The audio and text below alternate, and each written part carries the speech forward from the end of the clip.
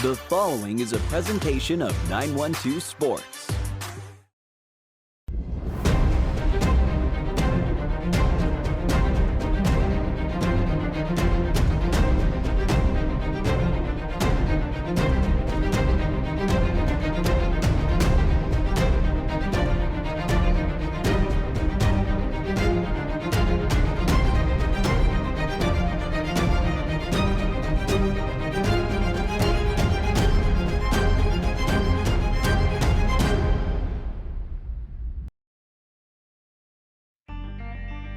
Welcome to On Air with 912 Sports, your number one source for high school sports. With Sean Smoke, Kevin Price, and Robbie Ross. On Air with 912 Sports is brought to you by Coastal Pines Technical College. Go Coastal. Prime South Bank. Find your prime. Robbie Robertson Ford, because Fords are cheaper in the swamp. Gibson Animal Clinic, practical solutions with limited fees. Summit Sports Medicine and Orthopedic Surgery, the region's best orthopedic care. And Kim Smoke, licensed realtor with Crossway Realty. High schoolers, did you know that you can get a head start on your college career and save money at the same time through dual enrollment at Coastal Pines Technical College? Dual enrollment is open to high school juniors and seniors, tuition free. Talk to your high school counselor or visit coastalpines.edu for more information. Coastal Pines Technical College, an equal opportunity institution. Go Coastal. It makes sense Prime South Bank would have a great mobile app. Nobody is as mobile as our customers. For a century, they've chased dreams, followed their hearts, took the road less taken, made a new path, taken leaps of faith. At Prime South, offering the latest digital banking, secure pay apps, and new online lending is part of a mobile tradition that goes way back. Life is mobile. So is Prime South. Find your Prime. Member FDIC. Robbie Ross here for the Ross Report on 912 Sports. Another busy week of high school football, exciting games, and the region races are really shaping up for these last couple of weeks of games to see who moves on to the state playoffs. First, our game of the week for 912 Sports. Vidalia jumped out on Brantley County with the opening kickoff return for a touchdown and never looked back, defeating the Herons 46-0. It was Appling County over Windsor Forest 38-0. Ware County over Bradwell, 48-0. Ware County solidifying their top spot in the 5A poll. It was Colquitt defeating Camden County 49-21. Charlton over Atkinson County 48-14. Clinch County defeated Turner County 42-18. Coffee County rolled over Statesboro 35-3. Effingham County staying in that region race with Brunswick in the 6A region 35-22 over Evans. Grovetown falls at Glenn 46-14. Big night for the Red Terrors as they get back on the winning track 2 weeks in a row now after they beat South Effingham last week. Fitzgerald over Jeff Davis 48-0. It was MCA McIntosh County Academy over Montgomery County 21-0. Wayne County, it took overtime, but they got it done over New Hampstead 31-24. They have a big one this Friday night against Benedictine that will really shake things out in that region. It was Pierce County over Toombs 31-28, Valdosta over Richmond Hill 20-0, and South Effingham over Lakeside of Evans 26-13. That's the Ross Reports for this week on 912 Sports. Play it loud and rev it up. Robbie Robertson's got trucks built for tough. Make your way to Robbie Robertson Ford in Waycross, where the deals are bigger than ever. Looking for a stylish midsize car, a spacious SUV, or a truck that performs at work and play? Robbie Robertson wants your vehicle and is paying top dollar. Now is the time to buy. Fords are cheaper in the swamp. At Summit Sports Medicine and Orthopedic Surgery, you don't have to be an athlete to get the region's best orthopedic care. Our board-certified orthopedic surgeons and physicians treat injuries and conditions that affect just about any joint or bone in your body. Plus, we're backed by the support of Southeast Georgia Health System. From fracture repair to joint replacement, Summit Sports Medicine and Orthopedic Surgery will get you moving again. Call 1-855-ASK-SGHS. That's 1-855-275-7447 or visit sghs.org/summit.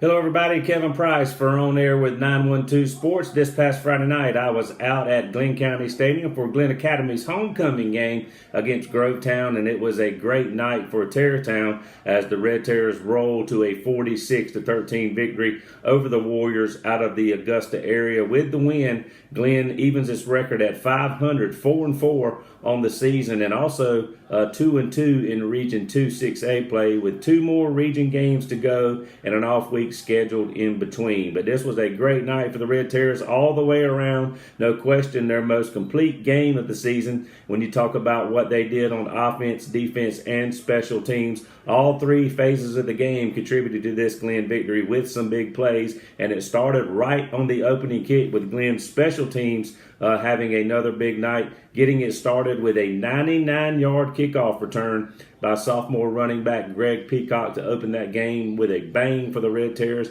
Now, he was not done, far from it. In fact, also in the first half, he returned another kick, 96 yards for a touchdown. So 2 90-plus yard kick returns for touchdowns by the sophomore Greg Peacock. And again, like I said, more plays from him as well.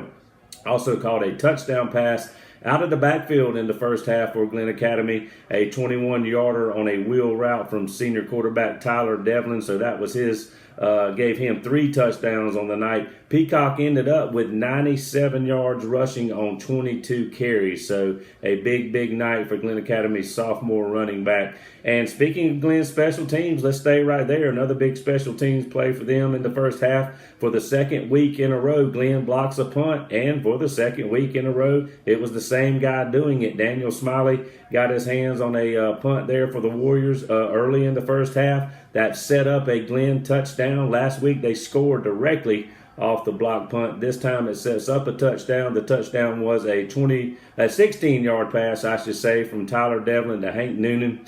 There in the first half. That was part of a pretty good night throwing the football for Tyler Devlin, Glenn's senior quarterback, although he did it sparingly. But he threw 6 of 10, or completed 6 of 10 passes for just over 100 yards, but four of those passes went for touchdowns. I've already mentioned the one to Peacock and also the one to Noonan, but he threw 2 as well to David Prince, his junior receiver for Glenn Academy, 1 of 27 yards, 1 of 28 yards. And the second one is the one that was Glenn's final points of the night, made a nice over-the-shoulder catch in the end zone to complete the scoring for Glenn Academy. So Prince with 2 touchdown catches from Devlin, who had the 4 touchdown passes. Now, also, Glenn Academy's defense contributed big in this game. They intercepted 2 passes that directly led to points for Glenn Academy. Jaden Ellis had one of those interceptions for Glenn Academy. Both interceptions, by the way, on Effingham's side of the field. Ellis returned his pick to the 2-yard line. That set up a 2-yard touchdown run by Tyler Devlin, Glenn's quarterback. And then also in the first half, Ryan Young intercepted a pass, and that led to that first touchdown that Devlin threw to Prince. So again, offense, defense, special teams gets it done for Glenn Academy. The defense, another key component in this ball game going in, was if they could contain Grovetown's starting quarterback Amari Clark. They had to keep him hemmed up, keep him in the pocket, keep hats around him because he is a dangerous dual threat for Grovetown. And for the most part, Glenn did that. He did end up with just under 90 yards rushing on, I think, 21 carries. Did throw for 150-plus yards. But again, Glenn kept him from dominating that ball game, taking over that ball game with his legs and his arm. And that was a key component for Glenn to keep him from having a big night. And certainly that played a factor as well in Glenn being able to take control of this game and really pull away from Grovetown early and dominate on the scoreboard at the end of the night. So a big win for Glenn. They are squarely in the playoff race, probably still for a 3 or 4 seed. Another big game coming up this Friday night that has playoff implications for the Red Terrors. They'll host Evans. It will be the final home game of the regular season for Glenn Academy. And then after that game, they'll take a week off and then come back and finish up the season on the road against Lakeside Evans, that game being in the Augusta area. So a big finish coming up for the Red Terrors. I'll be back out at Glenn County Stadium tomorrow night for that game against Evans, and I'll have a report on that ball game right here next week on Air with 912 Sports. See you later, everybody. I'm Kevin Price.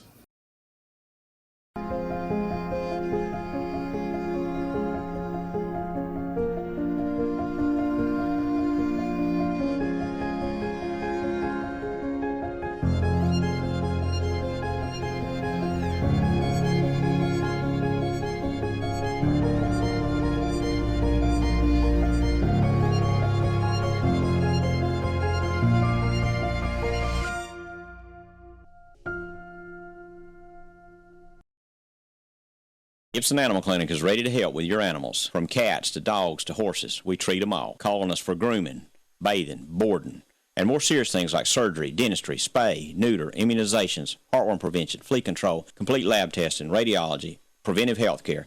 Call us at 285-7678. Open Saturdays for your convenience. Gibson Animal Clinic. Practical solutions with reasonable fees. Russell J. Gibson, DVM. Gibson Animal Clinic, 108 Riverside Drive, Waycross. Hablamos español en nuestra clínica. Welcome, sports fans, and thanks for watching On Air with 912 Sports. I'm Sean Spoke, publisher of 912 Sports, joined as always by head writer and podcast host Kevin Price. Kevin, how you doing today? Good, Sean. Good to be back with you talking high school football again. A lot of big region games on tap this weekend for sure. Yeah, Kevin, it's hard to believe, man. There's only 3 or 4 games left in the regular season here. We're on the back half of the season. It seems like just yesterday we were talking about scrimmage games, but lo and behold, here we are. And it's starting to get good because we're starting to, see some teams position themselves for playoffs. And our 912 Sports Game of the Week is one of those games, Kevin. This is Long County at Liberty, Long versus Liberty. Long County basically, had last week off. Liberty County had last week off. Liberty comes into this game 4-3, 2-2 in the region. Long comes in at 5-2, 3-1 in the region. But these guys are, next door neighbors. This is definitely a water cooler type game. Long's on the rise. We're already got 5 wins on the season. If they win another one, Kevin, they'll have their largest win total in history. So a lot riding on this game Friday night. Yeah, certainly that 6th win for Long, possibly a big subplot to this game, but obviously this game with huge region implications for both teams. And, Sean, when you look at this ball game, I know last year we talked a lot about Long's offense and the way they had gotten that offense going under Coach Feaster. But, when you look at this year's team, maybe some people are overlooking their defense a little bit. I mean, I think they're giving up, right under 17 points a game. And, I mentioned, earlier this year seeing Liberty County at a 7-on-7 back at Brunswick, and I thought they might have some offensive firepower, and they've scored over 30 points several times this season. So when I look at this ball game, I think the marquee matchup is the Long defense against this Liberty offense. And when you look at this game, Sean, yes, obviously it's huge because, like you said, Liberty sitting there at 2-2, Long at 3-1 in the region.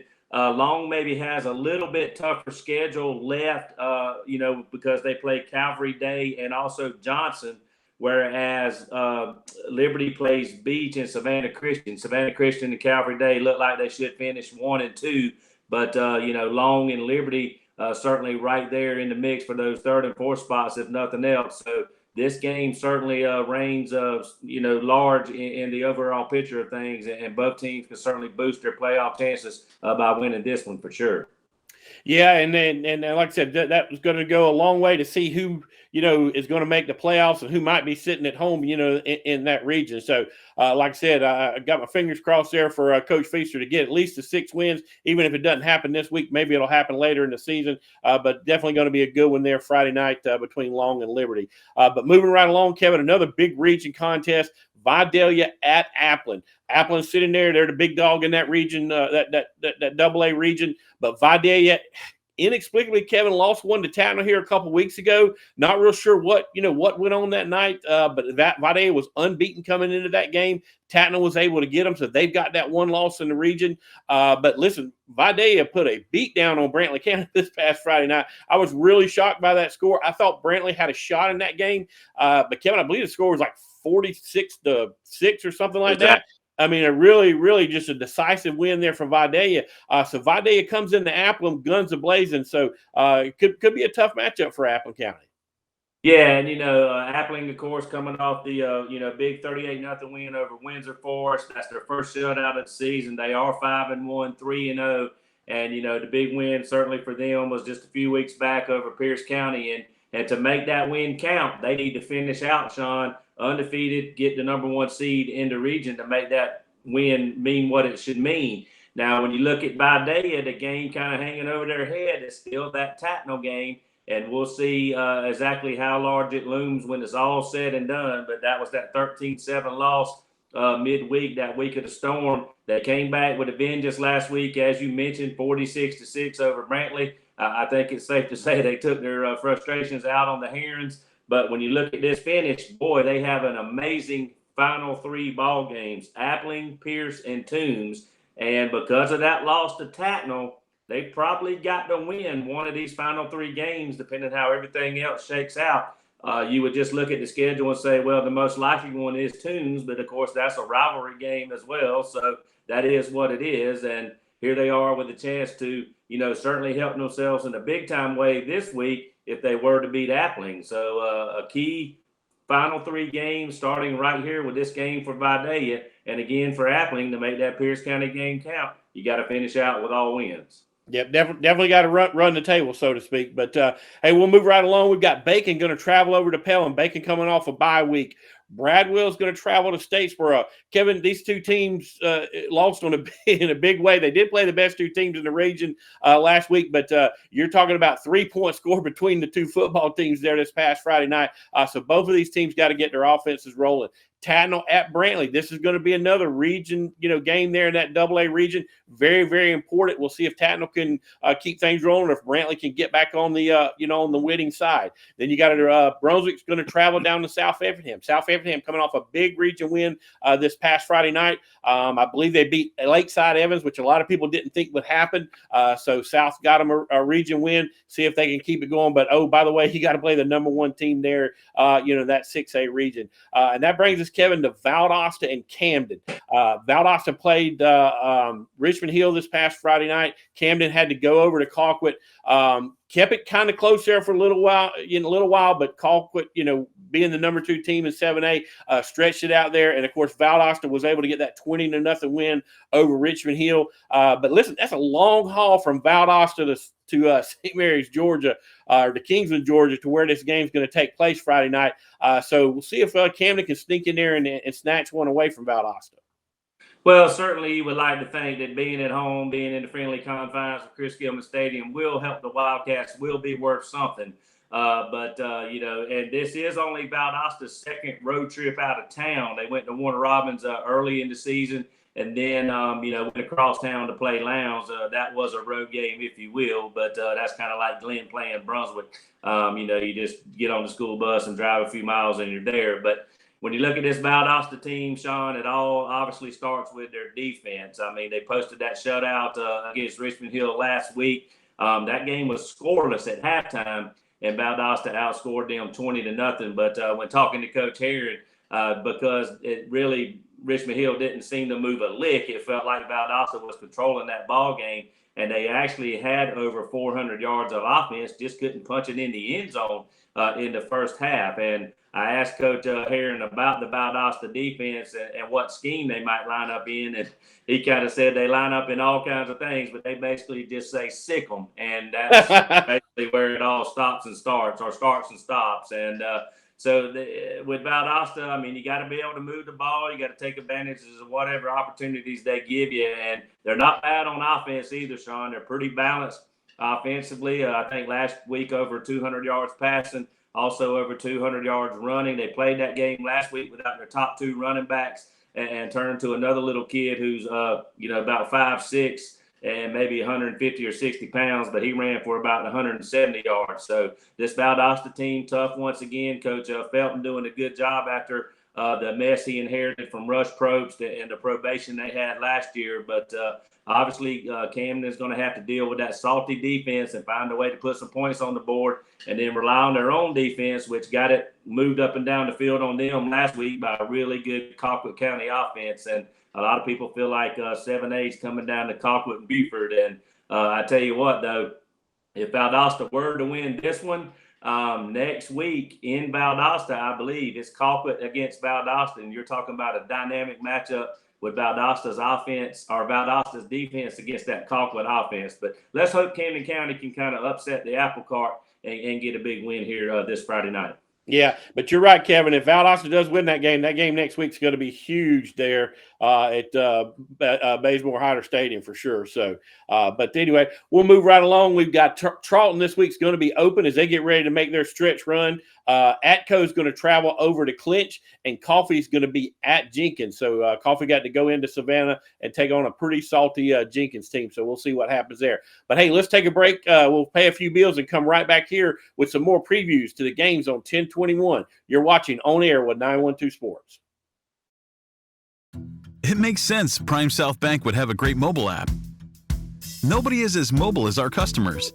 For a century, they've chased dreams, followed their hearts, took the road less taken, made a new path, taken leaps of faith. At Prime South, offering the latest digital banking, secure pay apps, and new online lending is part of a mobile tradition that goes way back. Life is mobile. So is Prime South. Find your Prime. Member FDIC.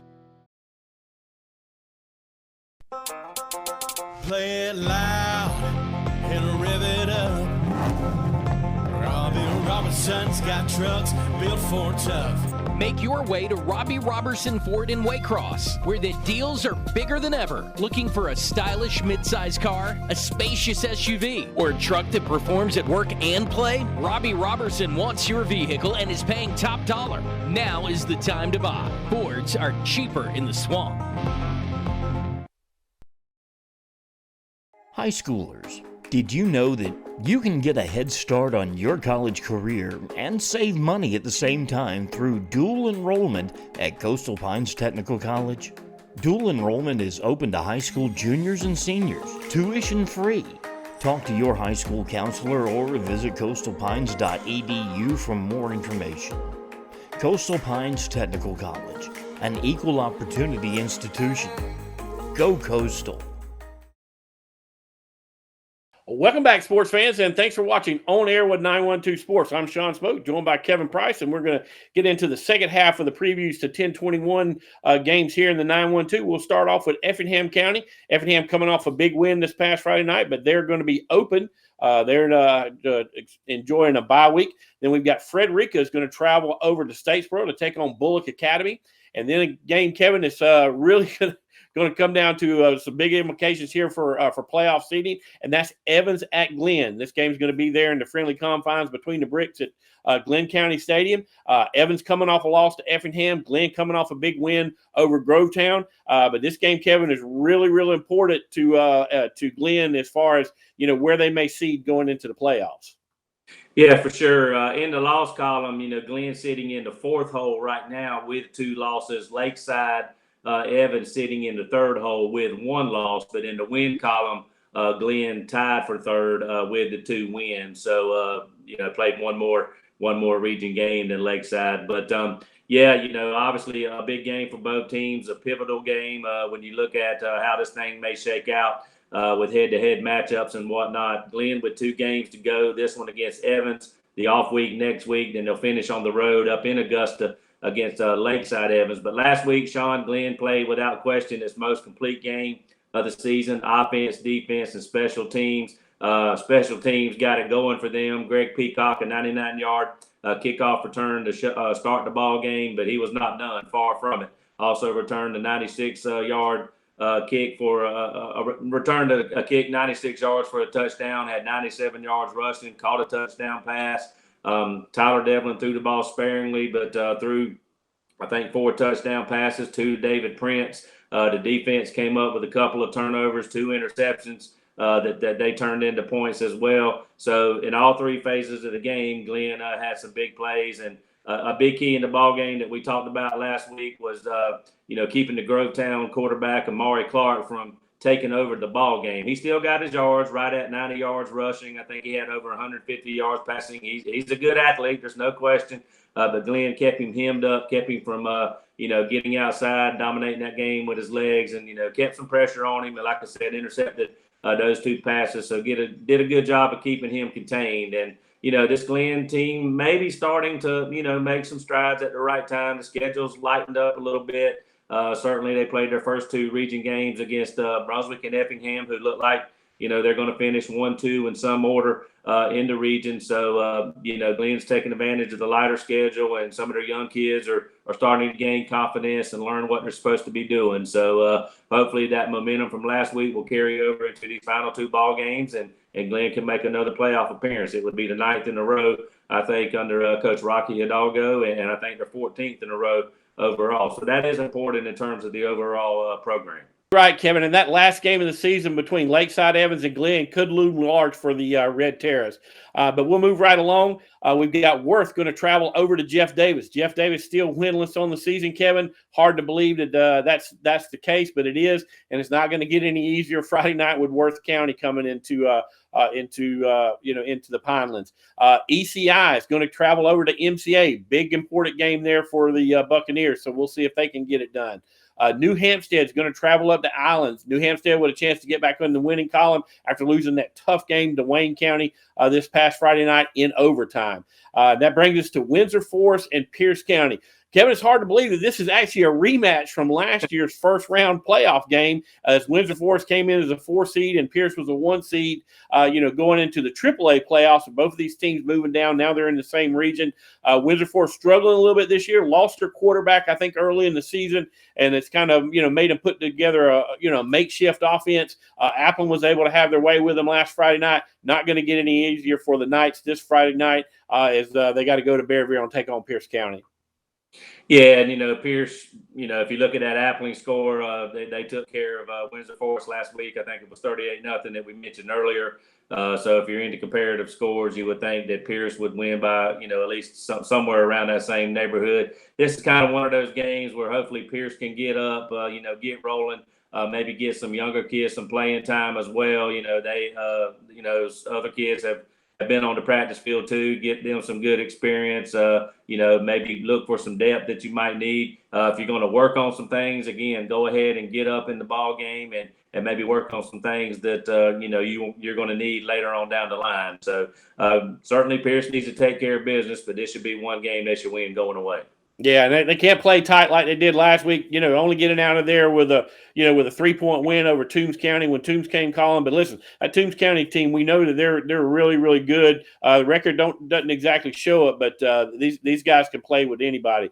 But moving right along, Kevin, that's going to bring us to Richmond Hill. They've got a bye week. Toombs County's got a bye week after losing that close one to Pierce there Friday night. Greenbrier is going to travel to Ware number 1 team in 5A. Greenbrier winless on the season. Not a lot to talk about there. Like you said, this may be a game for Coach Strickland to get some young guys in, work on some things for down the road as they get ready for that showdown with Coffee, the last game of the season. And then that brings us to our last game on the docket, Wayne at Benedictine. Wayne sitting there undefeated in the region, Benedictine undefeated in the region. Benedictine has played Burke and beaten Burke. Wayne got their Burke game pushed down to November, but this will be a true test for Wayne to have to go on the road to play over there in Savannah against a good top 5 4A team in the Benedictine Cadets. Yeah, no question. Benedictine, one of the, challengers for the state championship. Wayne certainly has played well since losing their young freshman quarterback and, relying on their defense and the running game more. Big win for them last week against New Hampstead. That's going to loom large, obviously, in terms of how the region's going to shape up. And we talked about it, Sean, both, New Hampstead, Burke, Wayne, all of them need to take their shot at Benedictine, give it their best go.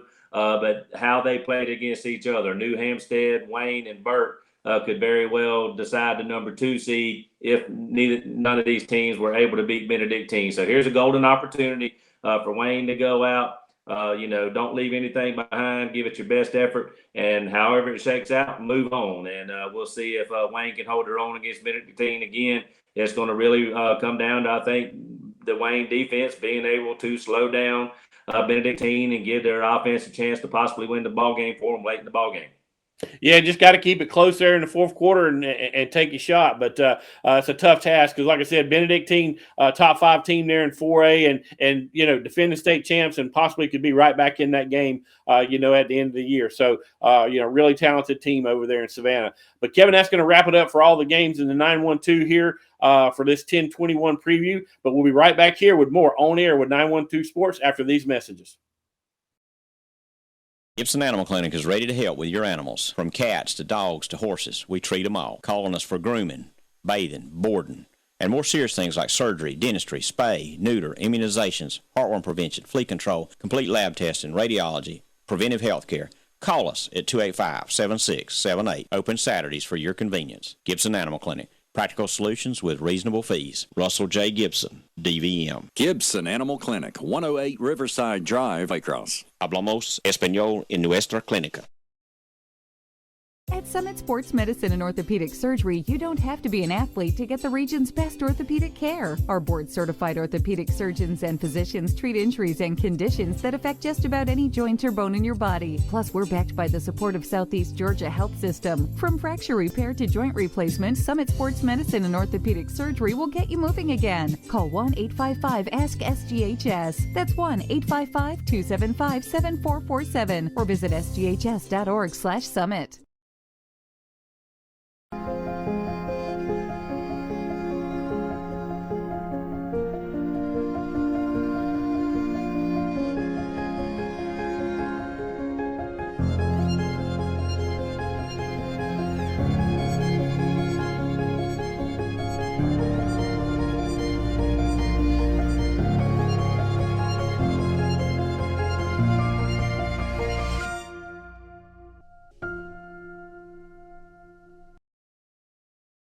This has been a presentation of 912 Sports.